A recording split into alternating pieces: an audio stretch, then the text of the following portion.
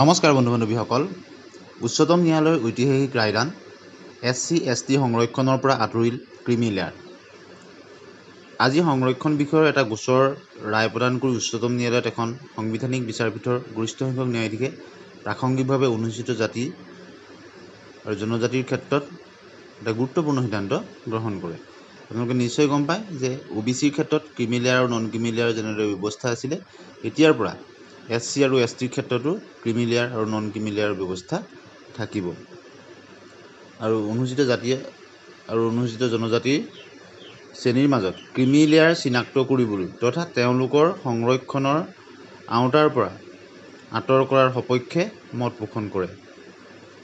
আজি উচ্চতম ন্যায়ালয়ৰ 7জনীয়া এখন সাংবিধানিক বিচাৰপীঠে অনুসূচিত জাতি আৰু জনজাতি শ্ৰেণীৰ মাজত অধিক পিছপৰাৰ বাবে উপশ্ৰেণী বিভাজনৰ বিষয়ৰ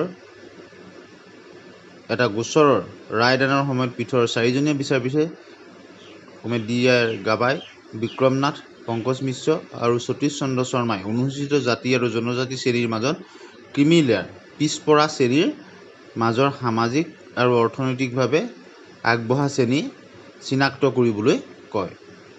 ন্যায়াধীশ গাবাই পৃথক ৰায়ত কয় যে দেশে অনুসূচিত জাতি আৰু জনজাতিৰ মাজত ক্ৰিমি লেয়াৰ চিনাক্ত কৰিবলৈ অৰ্থাৎ SC আৰু ST সংৰক্ষণৰ ক্ষেত্ৰত ক্ৰিমি লেয়াৰক আঁতৰ কৰিবলৈ যিসকল আগবঢ়া, যেনেকৈ OBCৰ ক্ষেত্ৰত চেণ্ট্ৰেলত আপোনালোকে আবেদন কৰিলে জানে যে NCL লাগে, অৰ্থাৎ নন ক্ৰিমি লেয়াৰ চাৰ্টিফিকেট লাগে, তেতিয়াহে OBC ৰিজাৰ্ভেশ্যনটো পায়। এতিয়া SC আৰু STৰ ক্ষেত্ৰতো ঠিক একেদৰে ক্ৰিমি লেয়াৰ আৰু নন ক্ৰিমি লেয়াৰ এই কথাটো আহিব বুলি সুপ্ৰিম কোৰ্টে এটা ঐতিহাসিক ৰায়দান দিছে। কথাটো আপোনালোকে নিশ্চয় বুজি পাইছে। যিটো OBCৰ ক্ষেত্ৰত আগতে আছিলে, এতিয়া বৰ্তমান SC আৰু STৰ ক্ষেত্ৰতো সেই ক্ৰিমি লেয়াৰ আৰু নন ক্ৰিমি লেয়াৰৰ প্ৰসংগটো আহি গ'ল। এটা গুৰুত্বপূৰ্ণ বিষয়। এইটো হৈছে প্ৰকৃত সমতা লাভৰ একমাত্ৰ পথ। ন্যায়াধীশ বিক্ৰম নাথে কয় যে বৰ্তমান কেৱল অন্যান্য পিছপৰা শ্ৰেণীৰ ক্ষেত্ৰত OBCৰ বাবেহে প্ৰযোজ্য, ক্ৰিমি লেয়াৰ নীতি অনুসূচিত জাতিৰ বাবেও প্ৰযোজ্য হোৱা উচিত। তেওঁ আৰু কয় যে সংৰক্ষণৰ পৰা অনুসূচিত জাতি জনজাতিৰ ক্ৰিমি লেয়াৰক বাহিৰত ৰখাৰ নিৰ্ণায়ক মান অৱশ্যে OBCৰ বাবে প্ৰযোজ্য নিৰ্ণায়ক মানৰ পৰা পৃথক হ'ব পাৰে।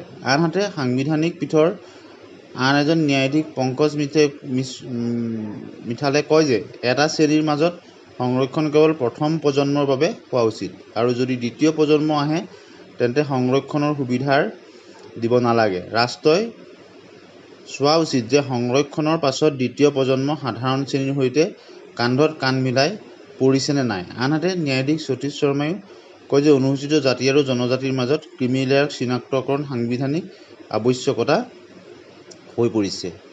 উল্লেখযোগ্য, আজি ভাৰতৰ মুখ্য ন্যায়াধীশ D.I. চন্দ্ৰচূড়ৰ সৈতে ন্যায়াধীশ D.R. গাবাই, বিক্ৰম নাথ, গতিকে এনেকৈ এইকেইজন আচলতে D.I. চন্দ্ৰচূড়ো আছিলে উপস্থিত।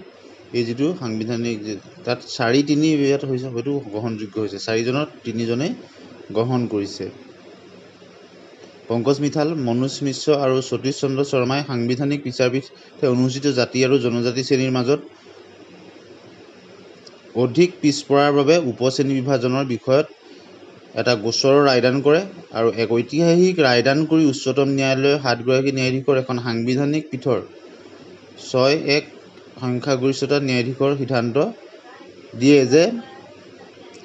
দিয়ে যে অনুসূচিত জাতি আৰু জনজাতি শ্ৰেণীৰ মাজত অধিক পিছপৰা শ্ৰেণীৰ বাবে পৃথক গোট অৰ্থাৎ আনুপাতিক অংশ দিয়াটো অনুমোদন কৰে। তাৰ পৰা মুখ্য ন্যায়াধীশ D.I.